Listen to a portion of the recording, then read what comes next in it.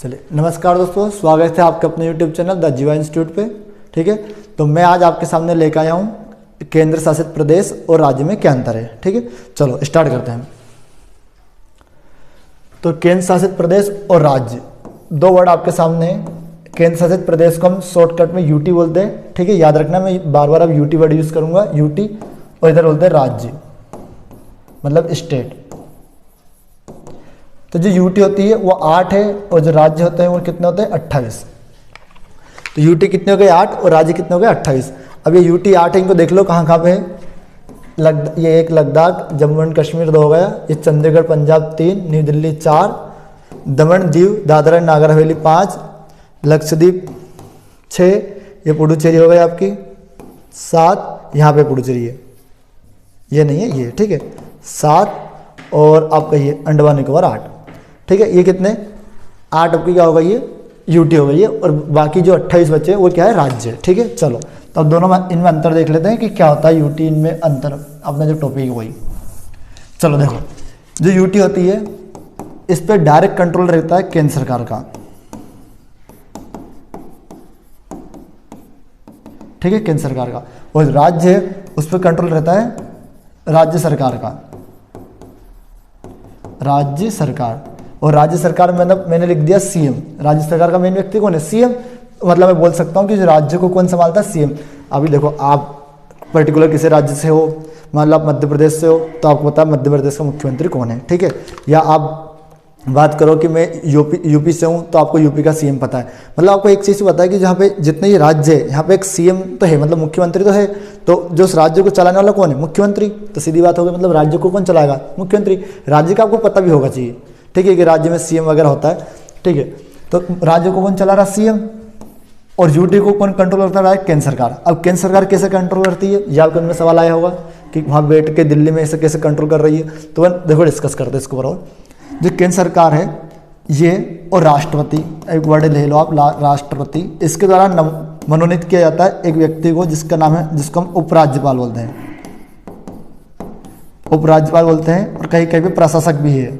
ठीक है, ये दोनों ये क्या करते हैं, ये केंद्र सरकार की ओर से जाते हैं और यूटी को चलाते हैं, ये यूटी पे शासन करते हैं। आप इसको याद करने का एक और अच्छा तरीका है, देखो, यूटी को क्या बोलते हैं, यूटी को हम बोलते हैं केंद्र शासित। देखो क्या बोलते हैं यूटी को, केंद्र शासित प्रदेश। तो केंद्र और शासित मतलब शासन, तो केंद्र का शासन। और जहां केंद्र का शासन वर्ड आ जाए, जहां केंद्र आ जाए, वहां समझ जाओ कि भैया डायरेक्ट सेंट्रल गवर्नमेंट, जो पूरे देश की सरकार रहती है, जो पीएम रहते हैं, वो यहाँ इसको कंट्रोल कर रहे हैं। तो यहाँ पे कौन कर रहा है, क्या उपराज्यपाल रहता है। ठीक है, अब जो केंद्र सरकार होती, जो यहाँ पे यूटी होते हैं, देखो यूटी में ना तो विधानसभा होती है, यूटी में विधानसभा नहीं होती है। अगर विधानसभा नहीं है तो जाहिर सी बात है एमएलए वगैरह का जो चुनाव होता है वो भी यहाँ पे नहीं होता है। अब एमएलए नहीं है तो एमएलए ही में से एक बनता है मुख्यमंत्री, तो वो भी नहीं रहेगा। ठीक है, याद रखना। लेकिन 2 यूटी है जहाँ विधानसभा है, ठीक है, या विधानसभा है और उसमें सीएम वगैरह का चुनाव होता है। ठीक है, याद रखना, एक दिल्ली और एक पुडुचेरी। दिल्ली और पुडुचेरी एक ऐसी 2 है केंद्र शासित प्रदेश, हाँ केंद्र शासित प्रदेश है जहाँ पे सीएम का चुनाव होता है। ठीक है, पर वहाँ की जो पुलिस है, वहाँ की जो ज़मीन है, वो है केंद्र सरकार के अंडर में, ध्यान रखना है। ठीक है, वो अपन और डिस्कस करेंगे जब केंद्र शासित प्रदेश और राज्यों और डिटेल में अगर आपको जानकारी लेना है, क्योंकि इसमें अब मैंने केवल इसमें शॉर्टकट में समझा है नॉर्मली। बाकी डिटेल में जानना तो आपको भी कमेंट बॉक्स में बोलना पड़ेगा, हाँ सर हमको और डिटेल में जानना है। ठीक है, अभी बताऊँगा आपके मन में क्या क्या सवाल आएगा, तो आपको ये मालूम पड़ गया। अच्छा, आपको अब एक चीज़ क्लियर हो गई, भैया जो यूटी है उसको डायरेक्ट सेंट्रल गवर्नमेंट देखेगी, और जो स्टेट है उनको सीएम देखता है। अब सीएम देखेगा तो जाहिर सी बात है उसमें क्या रहेगा, विधानसभा रहेगी। किसमें, राज्य में विधानसभा रहेगी, और विधान परिषद भी रहती है। कुछ राज्यों में विधान परिषद है, कुछ राज्यों में विधान परिषद है और कुछ में नहीं है। विधानसभा में कौन बैठते हैं, एमएलए या विधायक बैठते हैं। एमएलए उनको विधायक बोलते हैं। ठीक है, और विधायक का चुनाव हम देते हैं, जब भी हम खुद वोट डालते हैं। जैसा भी चुनाव हुआ था मध्य प्रदेश में विधानसभा का, तो हमने विधायक के उसमें वोट डाले थे, और जो विधायक है उनमें से कोई एक व्यक्ति क्या बनता है, मुख्यमंत्री बनता है। ठीक है, तो मतलब यहाँ तो प्रॉपर मुख्यमंत्री वगैरह सब चुनाव वगैरह होते हैं और राज्य को बकायदा चलाया जाता है। लेकिन जो यूटी है इसमें से कोई विधानसभा वगैरह कुछ होता नहीं है, तो इसमें डायरेक्ट केंद्र सरकार क्या करती है, कंट्रोल करते हैं, उपराज्यपाल बनेगा।